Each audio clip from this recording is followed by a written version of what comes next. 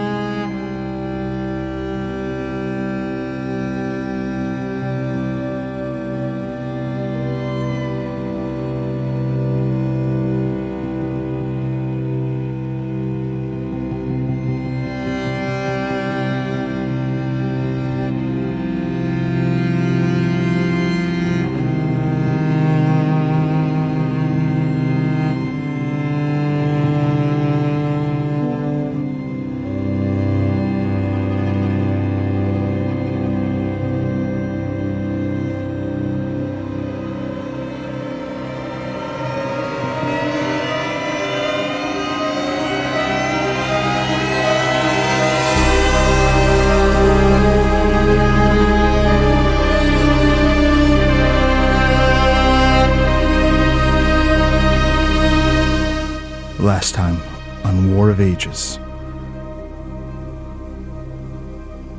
Roland and Sadhbh met a mysterious figure named Elijah.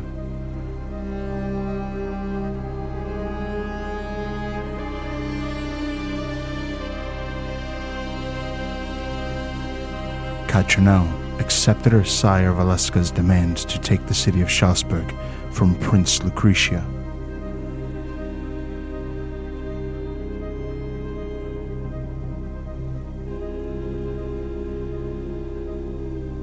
Zorion learned more about Prince Rikard's domain.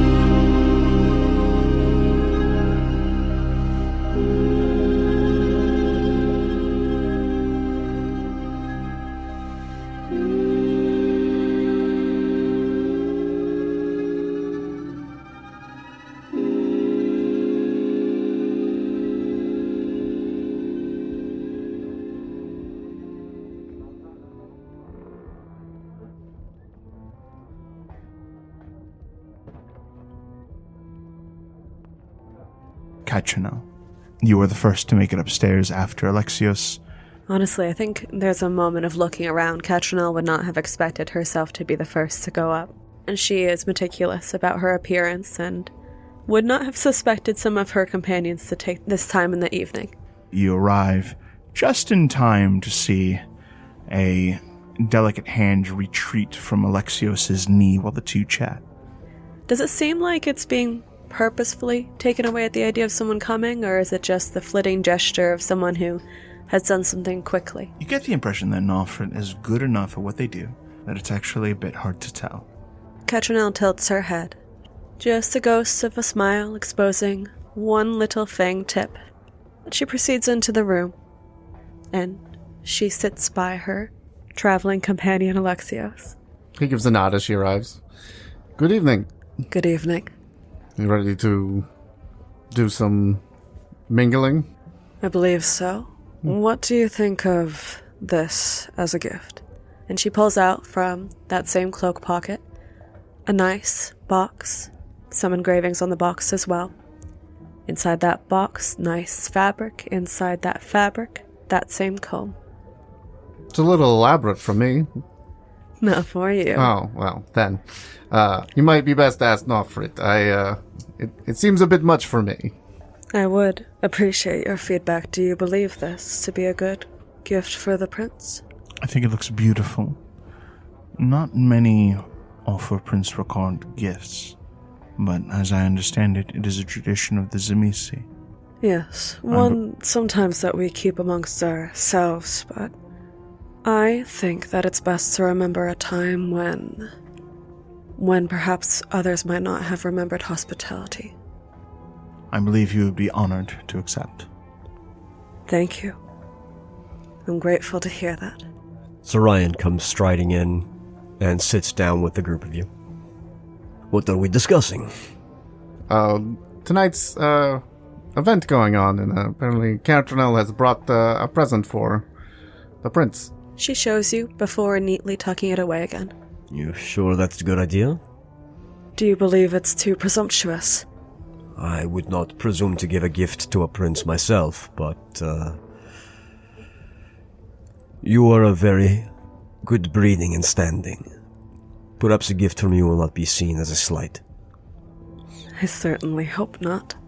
Seems to be a tradition among her people. I think there might be some understanding there. There's to be quite a crowd present at this court tonight. You've heard some whispers, then? I have. Anything of particular interest? Two names we have heard before. Lucretia of Hearts and Nova Arpad are to be there present at the party. Along with a Roxana, a child of Marushka, and I believe a Cappadocian and a Lamian. Sounds like a fun crowd. Too bad I won't meet any of them. Who knows? Perhaps they would like to mingle with the low clans. No offense, my friend.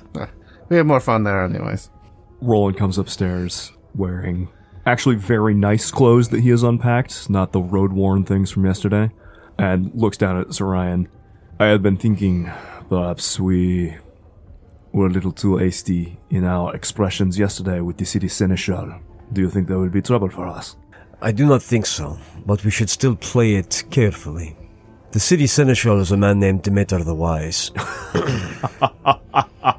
Big, stupid, shit-eating grin crosses Roland's face. That being said, we were very much too hasty yesterday.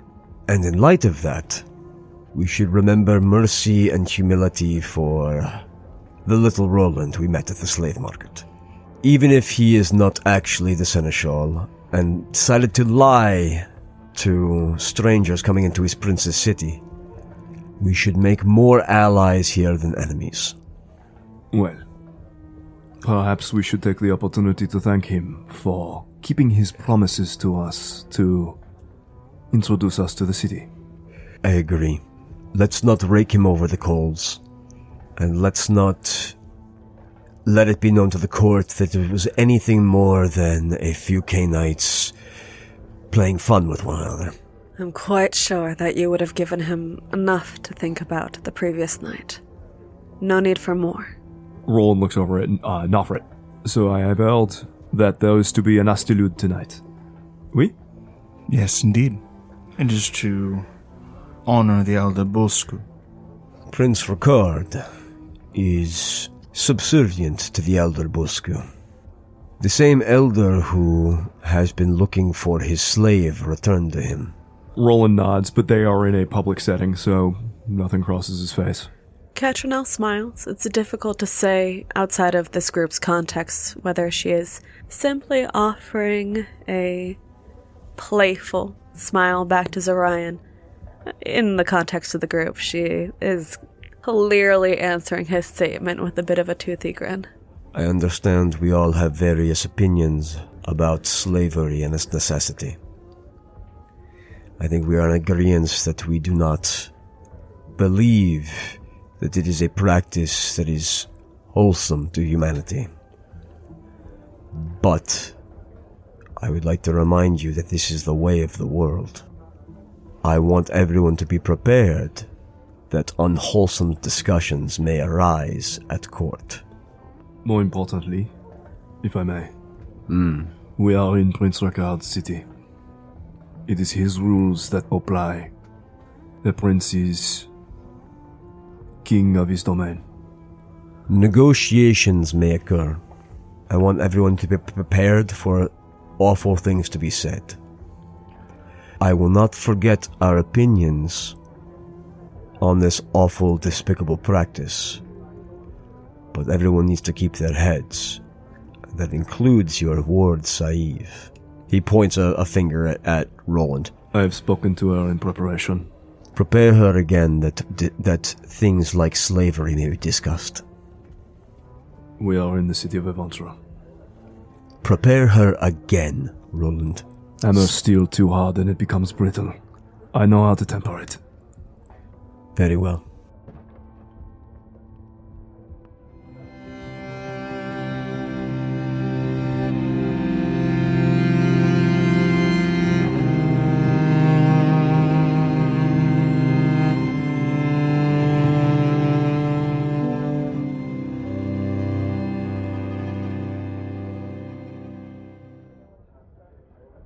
While this discussion is going on upstairs, Saif is figuring out how she's not going to get herself and Roland killed. She takes a breath, and for a moment she thinks of a song, and it happens to be the one that Elijah sang to her in the street. It was one that always comforted her when she was home. As she combs her hair, as she arranges herself for the day, she sings it softly to herself. Come over the hills, my bonny Irish lass.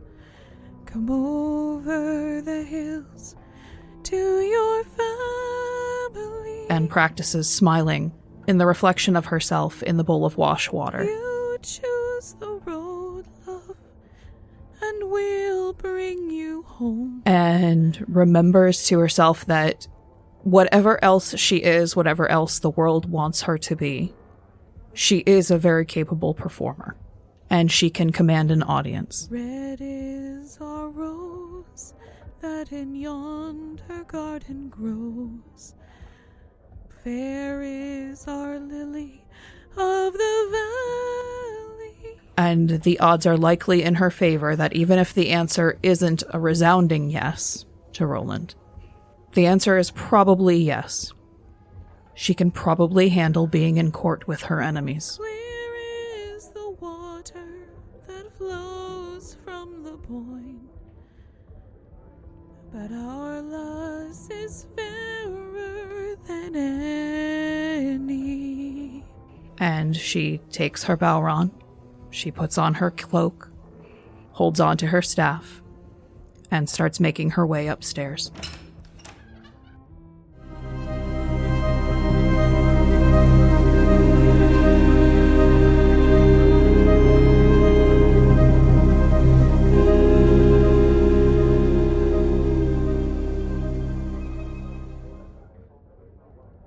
There's a thump clunk as Saif's staff comes up the stairs, and she emerges with a bright smile on her face as though she has slept well. There have been no nightmares, and she is glad to see everybody. Good morning. Good evening. Good evening to you. Sorry, still getting used to that.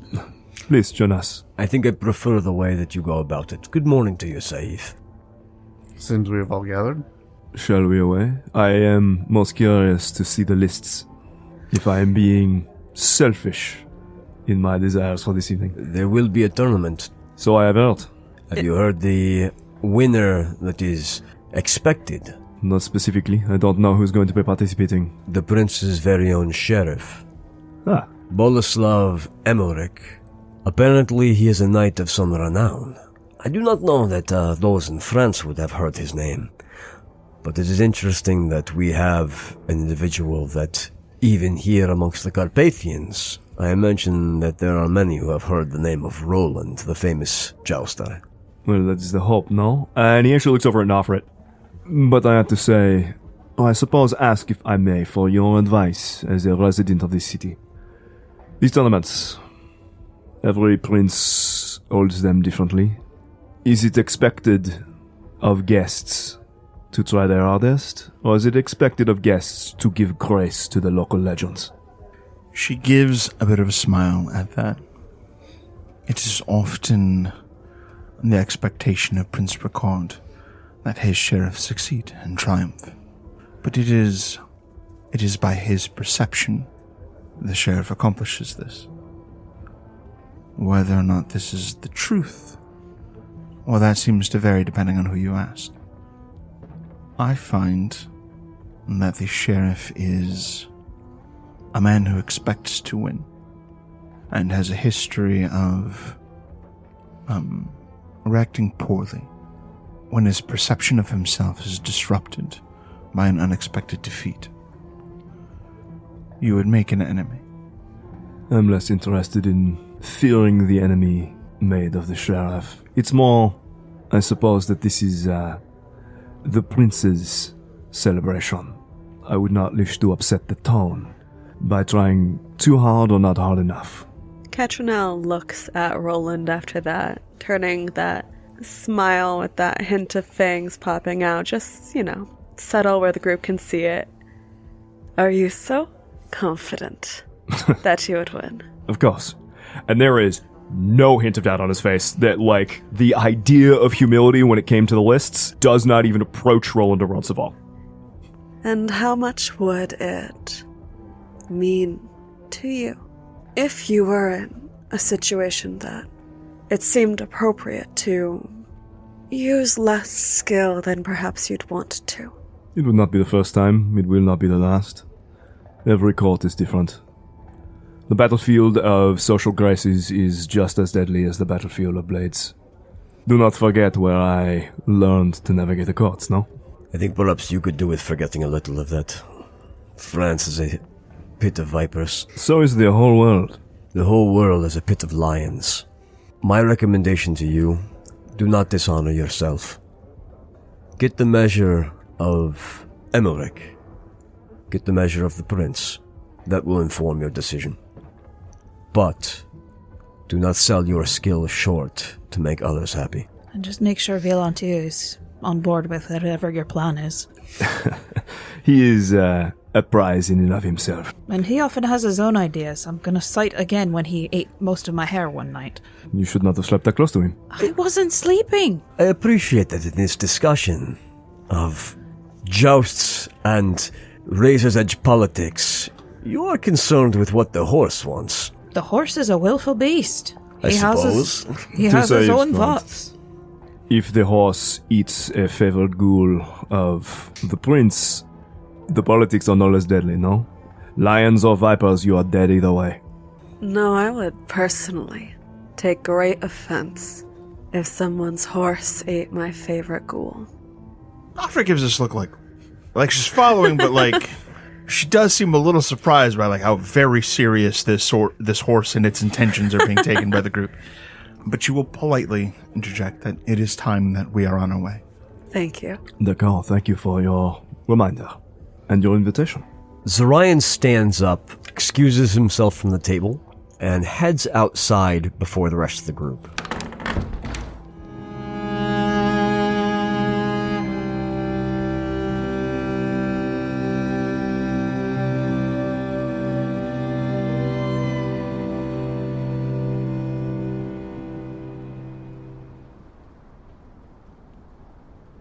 Lex, once I head outside into the shadowy streets, free from this warded inn, he expects to find a small little shadow child waiting for him. When you exit, it is a sensation like dipping your hand in cold water. The difference between being inside the inn and exiting it. And already you can feel your beast stir and awaken. But waiting for you, in the dark nearby, is a small figure, perhaps the size of a child but wholly inhuman. Zorion's shadow hand elongates to the point where it almost becomes a tentacle itself, scoops up the child, and brings him up level with Zorion as if he's cradling a small boy in his arms. Its darkness touches against your shadow, and as it brushes there, you can feel its mind connect to yours, and it begins to share something it has seen. A group of men wearing light, kind of cheap armor. They carry with them these short bows, daggers, and swords, a flail. They bear no marking representing who they serve, and among them is a man who wears these dark blue robes, and at his side is a towering beast carved from stone but somehow alive, and this bipedal thing with a griffin's beak and stone wings looms as he gives instructions. And this is something that my servant has seen nearby? Yes. Do I have any inclination as to what this carved thing may be? There are stories of strange creatures that haunt Transylvania. But this is your first time seeing something that is like a stone elemental given life. Do I have any idea how you might combat such a thing? A thing made from stone? No, this is something that you'll be pondering. I reconnect with the shadow abyssal spirit. Anything of Alexios that he saw? The only thing peculiar about Alexios, and it seems confused by it, but it noticed that Alexios, when out and about and doing the things that Alexios does not necessarily walk on the ground.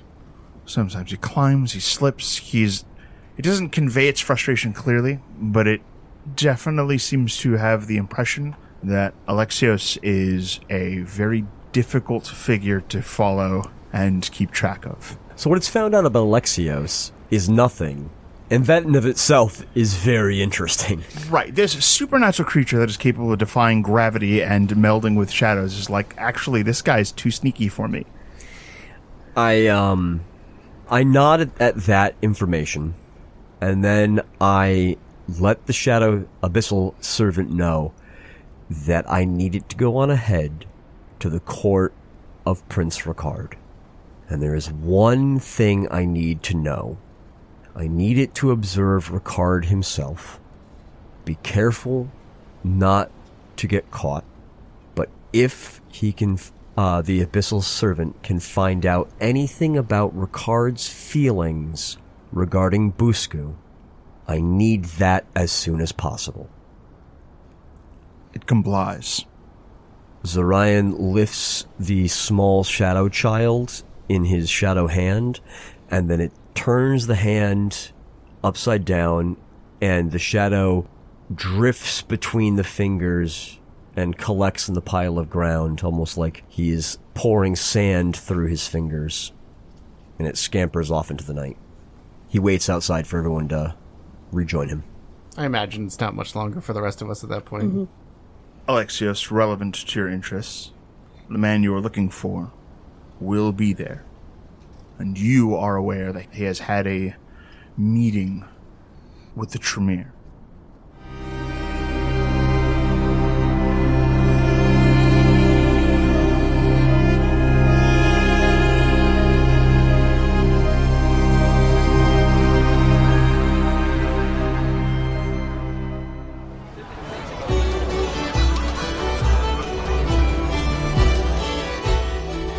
Group of you arrive, and you see all of the hallmarks of what is kind of a small festival.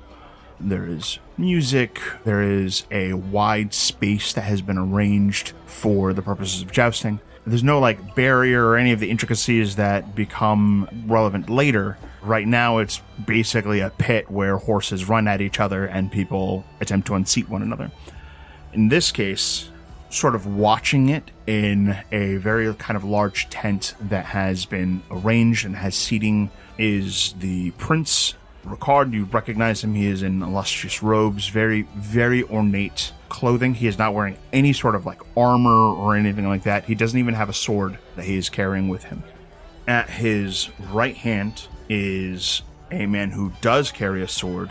It is an older gentleman. His hair is specifically cut to be reminiscent of like an old Roman senator, but he himself is in quote-unquote modern attire. To his left is a man that is wearing a blue robe. He's got this like long white beard. His hair is but like a crown around his ears, and he is very much so dressed and covered in what looks like occult symbols. Sort of out in the field, on a horse that is prancing and being cheered by the audience, is clearly a Ventrue that is in very expensive armor. It is wearing also very expensive barding that has this like sort of metal unicorn's horn presented from the front of its face up between its eyes. He himself has a shield that is ornately decorated, depicting a knight who is with a lance is slaying a dragon. Out among the guests is a woman who stands tall, very muscular. She has bright blonde hair that is tied back in braids and has scars on her face and these very sharp blue eyes. She actually has a bit of like plated decorating to what is a dress, and wearing this unique fashion, you can tell that she also, with the style of her dress and the symbols decoring the armor that she wears, you can also see, again, a knight vanquishing a dragon. She sits beside a woman with black hair who is ridiculously gorgeous and has this sort of hateful expression on her face the moment your group shows up, and her attention seems to be focused on Catrinel, who is an individual that is clearly of Tzimisce blood. Out amidst the crowd, there's a throng of mortals who are having a great time watching the spectacle of knights on horses doing very cool knightly things. Behind them is this kind of fast, frenetic music that is being played. A low campfire. And gathered there are the Cainites that are not welcomed among the high blood leaders of the Cainite world. And sort of dancing among them, playing a very small instrument, is a man with wild brown and subtly graying hair. He has bright eyes, a very like roguish smile, and he dances wildly. And when he dances, these little golden leaves dance around him, producing these flicks of light that capture the attention of the Cainites that are gathered. And as he dances, a handful more and more of these bright, beautiful leaves join him in his dance. Also present is a woman with this auburn, very short hair. She has a hood that is down, a long green cloak, and at her side a pair of wolves.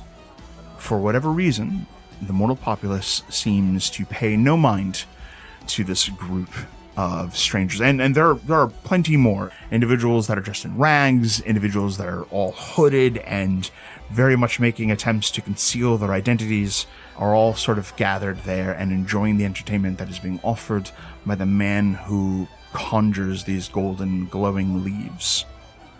As the group of you draw in, you hit a point in your approach to the High Clans that where Alexios, you become aware that you've probably come about as close as you can safely come. I will wave to my compatriots as I take off to the kiddie table. There's a distinct part of Roland that's like, that party is always so much more fun than this bullshit. But they are clearly having an awesome time. I am not missing out on anything. Yeah. I do look and check in with Saeed, though. Saeed is actively looking like this is a much better deal for me. Like, she is watching with rapt attention at the showmanship. She is listening and, like, already, like, tapping her on her staff to keep the rhythm. She will do as Roland asks, but it's clear where she'd rather be. It will do a disservice, I think, to the musicians that the prince has brought if you outplayed them. But I think there are others who would enjoy it very much. Sort of giving her permission back to be like, there is a tailor-made excuse if you would like to be over there. And we're all in sightlines. I wouldn't want Alexios to be lonely. Of course not. Right, What Alexios? kind-hearted of you, no? I will give them your regards. Thank you. I'm happy to make introductions, especially since I will have to make my own introductions. No better man to do the job. Sure, sounds good. And Saif will hobble along next to Alexios over to the party. As Catrinel is dipping her head goodbye to those two, her eyes might linger on the motifs of dragons being defeated. Zorion puts a hand out and kind of just gives a kind of like motion to his men. Attending with him are his 3 boon knights. Lockstep there with him instantly. He turns once again to Diego. Diego looks like he's probably also of Navarrese descent. I'm sorry, my friend, but you will not be able to attend this festivities. I am afraid that there is an ambush being laid for us, either here at the festivities or afterwards. Either way, I need you to prepare the caravan and all the men, have them armed and ready to fight. He clasps your shoulder and nods and just quietly takes off. Diego, this ambush is supernatural in nature. Be prepared for some kind of creature made of stone. There's kind of like a pause as that registers, but a willful nod, and then he is back on his way as though you did not just describe a terrible and vulnerable monster that is going to attack the group. He turns to Dario, the deadliest of the 3, who is from Verona. He looks over at Catrinel. I want you to stay on her shoulder and make sure she is protected through this event. Try not to charm her, but I do not know that I can prevent you. He gives a sly smile, but it fades when you say that. I guess when you're like, watch her, he's like, yes, sir. But when you're like, try not to charm her, the smile fades just a bit to convince you that he's not going to do that. And he subtly shifts so that he is by Catrinel as an unobtrusive protector. Ambrose, stay with me. He nods and takes one step closer to you. Catrinel notes the presence near her. There is a dip of the head in acknowledgement. Her eyes are still tracing, theoretically, the event. She's not letting her eyes linger too much on exactly the motifs that have gained her attention. I trust these 3 with my life entirely.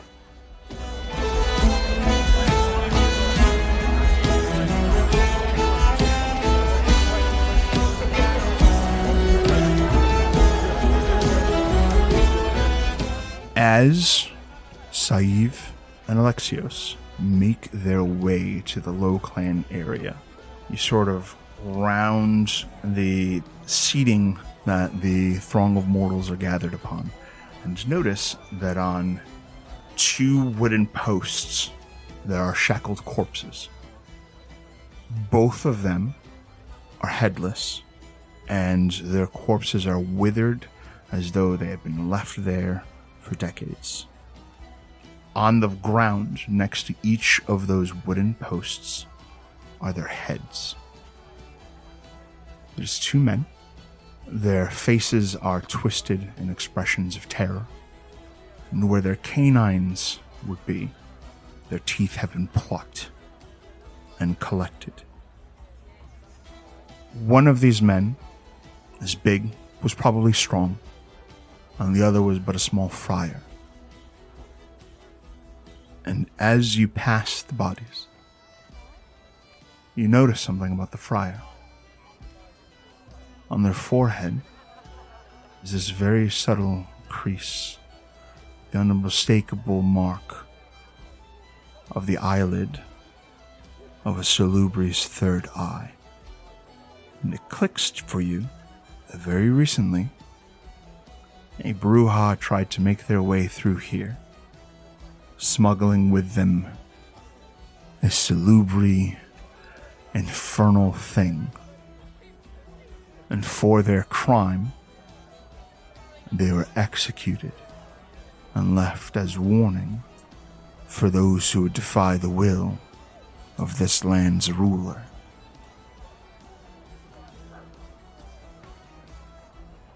Saïv takes out her drum and joins in the rhythm of the musicians. She plasters a smile on her face and pushes down the bile rising in her throat and looks anywhere except at Roland. Alexios, you spend much of your time being unseen but seeing all. And for a moment, you see Saïv's face turn to stone, and then lighten, despite the show of brutality that is presented before you. The crime of existence is very bad. You know, they just killing people because they exist is truly terrible in some ways.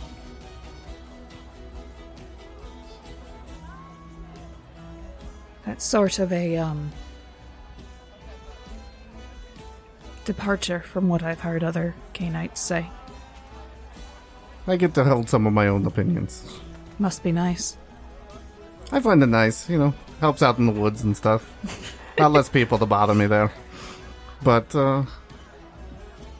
I think that retribution and such should only come to those that deserve it. It's not always retribution that comes. And what people deserve is deeply, deeply subjective. True. My home was burned down because people thought that we deserved it. We were just living by ourselves in the woods. And the wicked man came and killed my family and took some of us as slaves, and I was the only one who survived it. I mean, by definition, he's a wicked man, so I don't think he was retributing upon you. Well, I don't think that was his given name. That's just what I call him because I never learned his name. I thought it was his title. It's what I call him in my mind. He was busy doing other things. He didn't make proper introductions. Yeah. Well, he doesn't sound like the retributing type, you know. He's the maraudering type. So what do you think of this, then? This?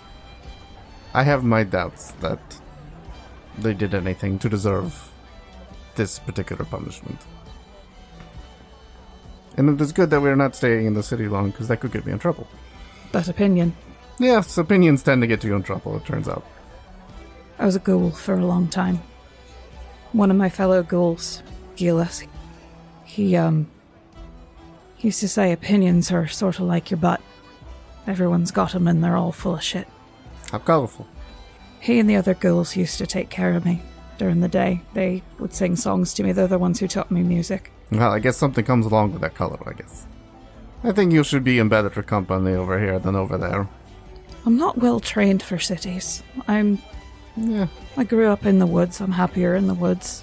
Most of these people aren't well trained for people either, so you'll be in great company. Sometimes I think I was embraced into the wrong clan. Yeah, it's not always a choice. Do you like music? I mean, yeah, I like all sorts of music. Do you like to dance? Yeah, from time to time. When we're in the right position, and I don't know, when the people are right. Are you going to dance now? I mean, probably. All right, then get to it. And she starts like... Don't push me. Well, I'll support you through it. And she starts getting a good rhythm going, and she does not, like, steal the groove from anyone who's playing, but she will support and she will kind of guide the others playing. The music is beautiful, but now that you're closer, you realize that this man that's dancing and playing music is not operating that instrument. He's just kind of holding it and generating music while he dances. Saeed will kind of give him a cockeyed look at that. Her homeland is full of stories of people of the Tuatha who do magic with music and the air and what have you, and so this is not entirely unexpected, but she's never seen it herself. So she watches kind of wide-eyed as he performs and puts on a good show, but she starts taking over the music once she realizes he's not really playing music. It's like, okay, let a professional take over now. And she'll start playing a good song that matches the rhythm he's taking as he dances and complements the rhythm of his showmanship. He claps his hands, he snaps his fingers, and the leaves become these small winged sprites that glow all the same and make their way towards you as you play. Saeed is, for obvious reasons, not a dancer, but she will keep her beat, she will sing, she will follow along with the music, and it's not, in that moment, it's not hard to smile and remember good things about the world and choose joy rather than anger.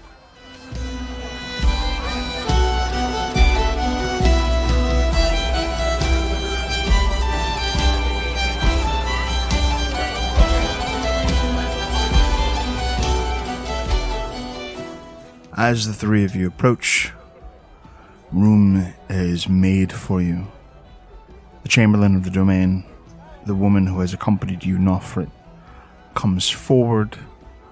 She bows to the prince and announces that 3 travelers, that 5 travelers have arrived to pest and seek the hospitality of the city's master, Prince Vencel Rikard. She stands aside and allows for the 3 of you to introduce yourselves. Vencel looks on quietly, waiting to hear more about who you are. Zorion steps up and offers a hand out to Catrinel to help her up from her seat. She takes his hand.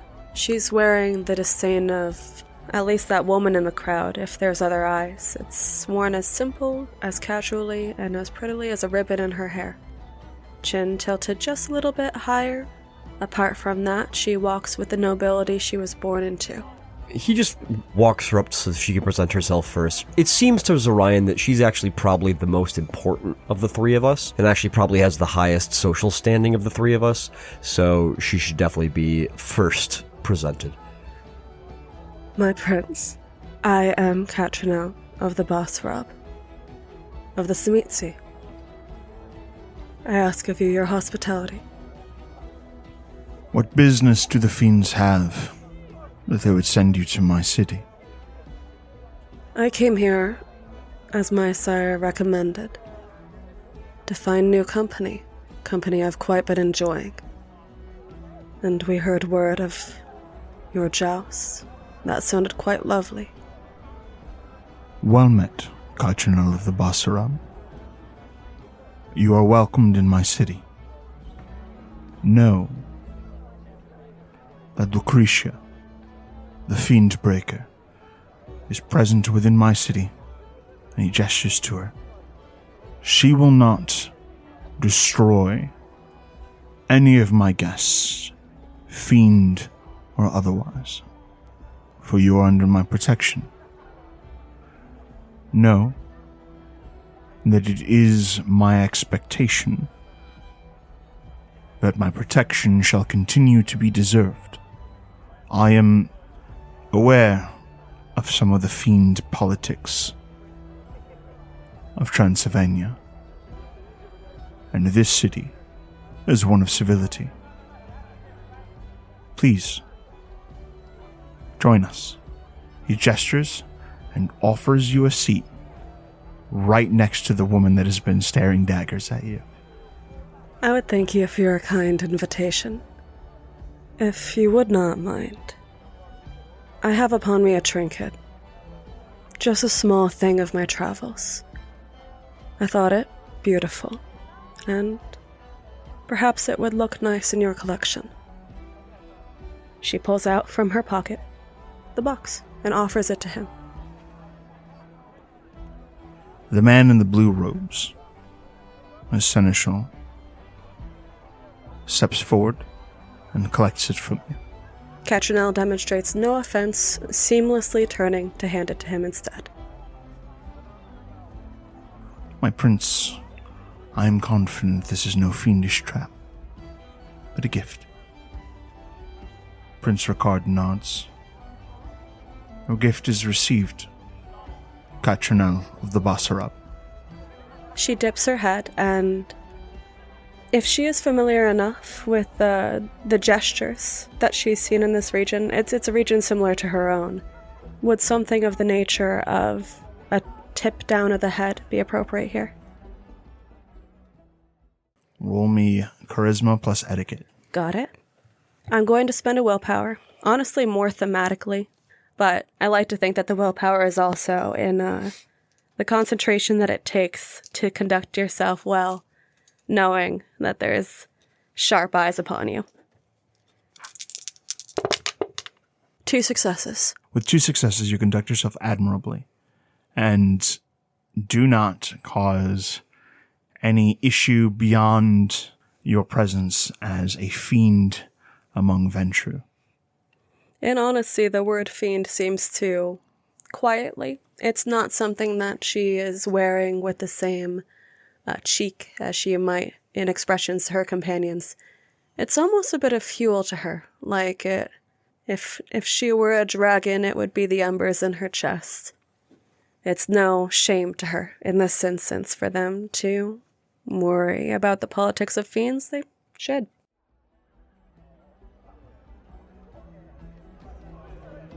So she turns to her companions and gives them a smile of encouragement and indicates that they're next before she takes the seat that is directed. Zorion actually looks over to Roland.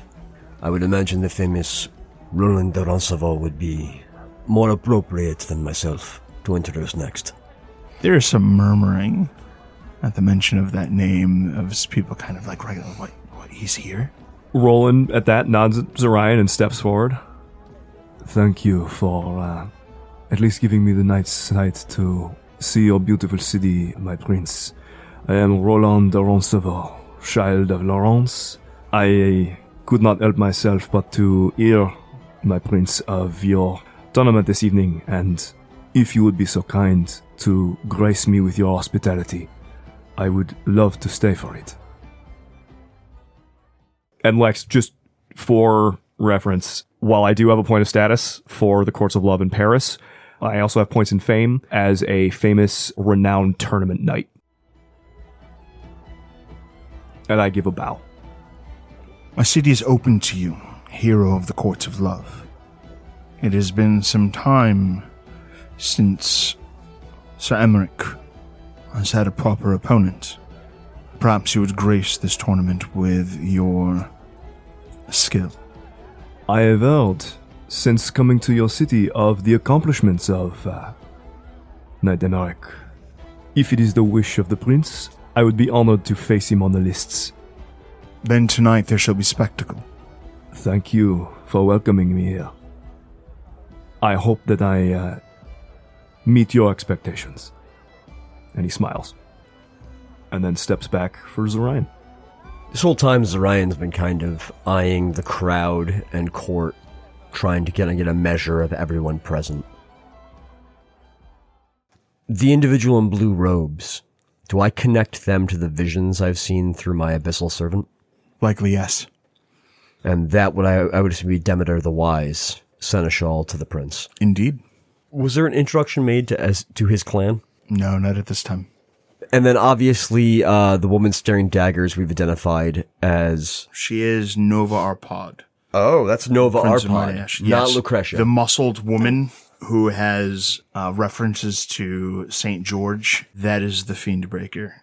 Gotcha. Prince Nova Arpad, who is a member of the Council of Ashes. Yes. Have I determined who Lucretia is at all? Yeah, I mean, you can pretty quickly piece them together. Gotcha. So all of the individuals that I've heard of, I've probably kind of figured out where they are at this point. Ruxandra, you have not seen. Gotcha. Okay. She is likely somewhere amidst the Low Clan.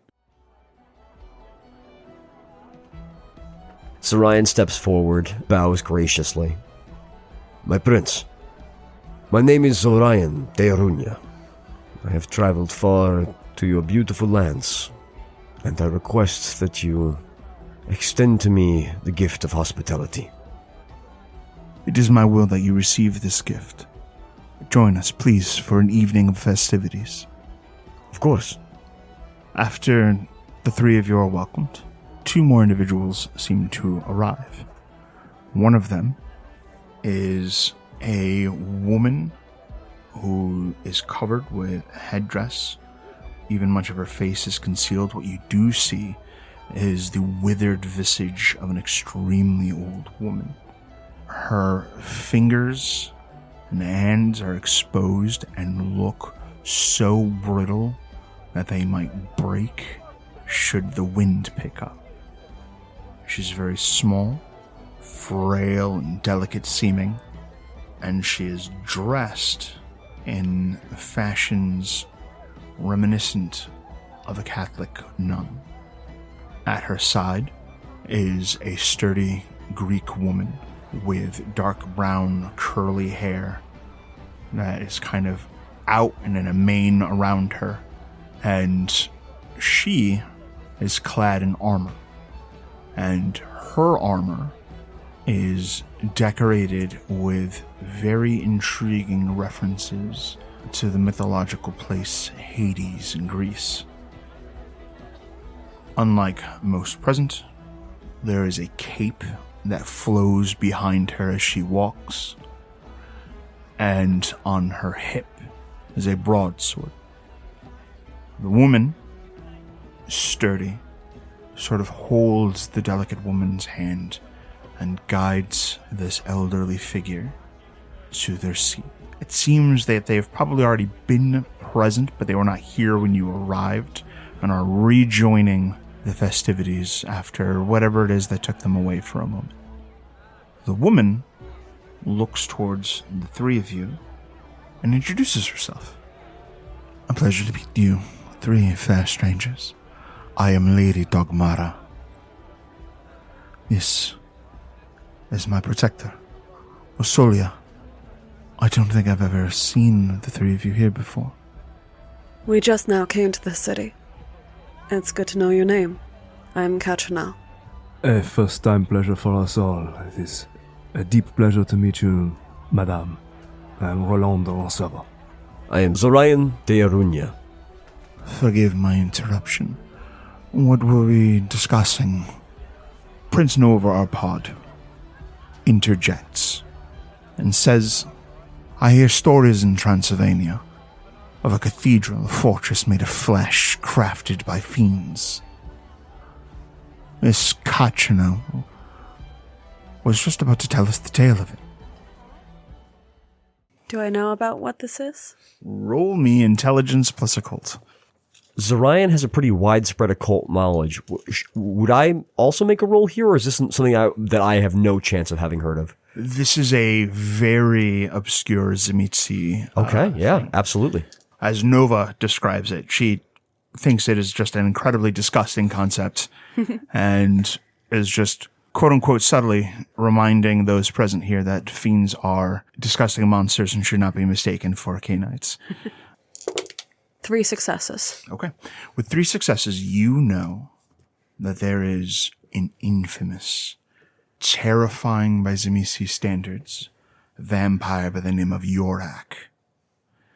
And Yorak, allegedly, maintains a terrible domain made from the victims he has collected over centuries, converted into objects of amusement, furniture, trophies, and all of it screams in anguish until it is too numb and terrified to scream anymore.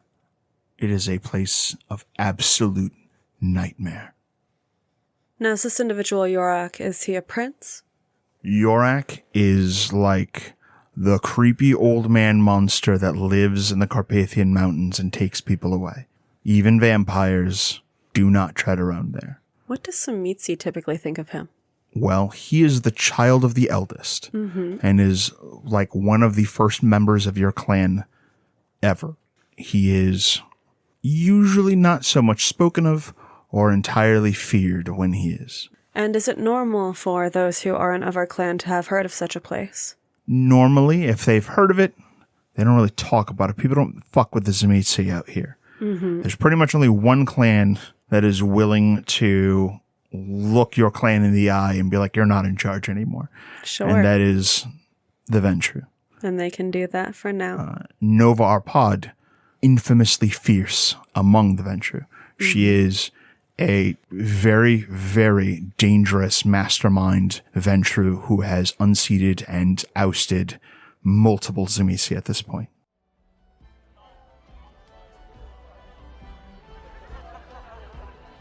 Oh, that? I can't say I've ever visited. Pity. You have the look of a trophy. So I thought you might have. I hear it's a terrifying place. Not sure if it's really suited for conversation. Prince Arpad, are you always this charming wherever you go? I suppose willful is the phrase used. I see. I suppose that's why you have a different reputation, not as the life of a party, but as a conqueror. A good one to have. I concur. What is your reputation? I am not famous enough to have made one for myself. The way of the Magister. The way of the unlucky, I suppose. I tried to make a name for myself in the Holy Land. Alas, I wound up underneath my own horse. A crusader. Indeed. She kind of like shifts in her seat away from the clear animosity that she had been focused on towards Catrinel, and kind of has a very like, tell me more look about her when you make reference to having been a crusader. To support this, Catrinel acts as if what Zorion's saying is incredibly interesting and of course the natural next focus of conversation, pointing her face, her body towards him. This is of course before I was embraced. But I did find myself, well, I met with Richard the Lionheart in Cyprus. My sister was to marry him there. Was to? She did. Her name is Berengaria. They are wed, though, I believe Richard is now campaigning in France, and she remains in England. But I took part of the siege of Cyprus, unseated the tyrant there. Then we sailed across to Acre, where we were in the siege of Acre, and then rode south and confronted Saladin at the Battle of Arsuf, before losing steam before we could make it to Jerusalem. I am to understand that the conflicts there were complex with unexpected rivalries. What was it like to ride with Richard the Lionheart? He deserves the name Lionheart. He inspires his men. He is charismatic, unlike anyone I have ever met. They say he was brutal. He was. Such is the way of kingship.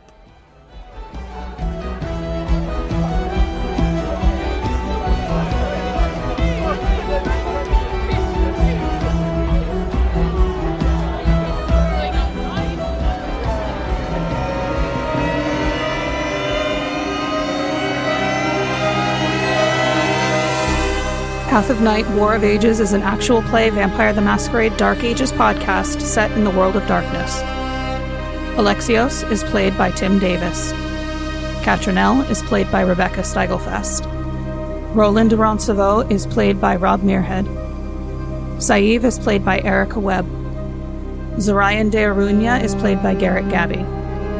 Your storyteller is Lex Lopez. The music used in this episode was Don't Look Back by DaniHaDani and Maya Belsitzman. Path of Night uses the 20th anniversary edition of Vampire the Masquerade Dark Ages with a few limited house rules. Vampire the Masquerade and the World of Darkness are owned by White Wolf and Paradox Interactive. Be sure to subscribe to us on Spotify, Apple Podcast, or wherever you find your podcast. You can find us on YouTube at youtube.com/@pathofnight. You can help support the show at ko-fi.com/pathofnight. Look for us on social media at Path of Night Podcast, or email us at pathofnightpodcast@gmail.com.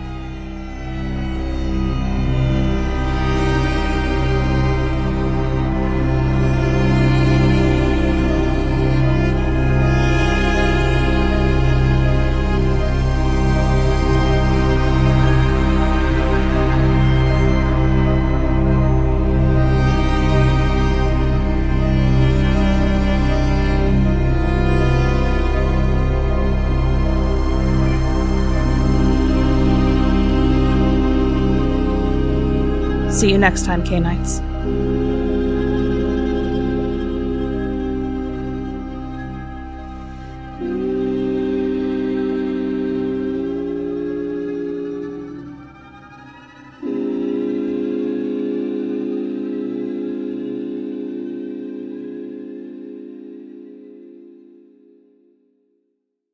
Now, Smitsi being the clan of the dragon, dragons are also just a You common are picking medieval. up what they're putting down. Okay. They are pretty laden ham-fisted, with if we're being references. honest. Yeah, they're laden with references to Saint George vanquishing evil, which of course takes the form of fiends. And as they bring civilization to the barbaric East, they will do so by the grace of God. I'm just making sure that they don't have the excuse of common culture. Oh, they do. I'm sure they do. I just looked it up because I wanted to know when it was from, and it is apparently from this time period in Turkey. That particular myth. In Carpathia. Not Carpathia, Cappadocia.